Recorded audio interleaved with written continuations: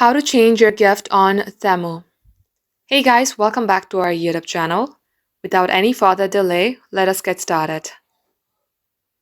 Launch your TEMU application from your device and get logged into your TEMU account.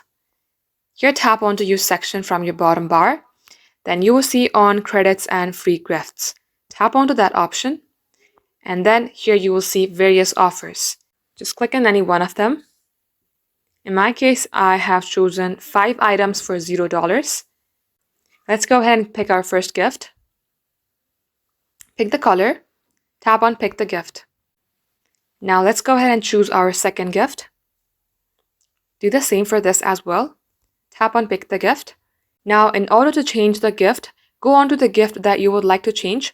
In my case, let's go ahead and change or switch the second gift. Tap onto it, then you will see a trash icon. Tap it again, and that way your first and second gift is deselected. Let's go ahead and make a new selection. Tap on Pick a Gift.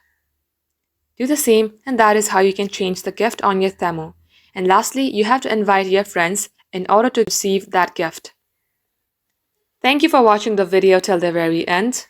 If you would like to see more videos on TEMU, do comment down below. We will catch you up in our next upload.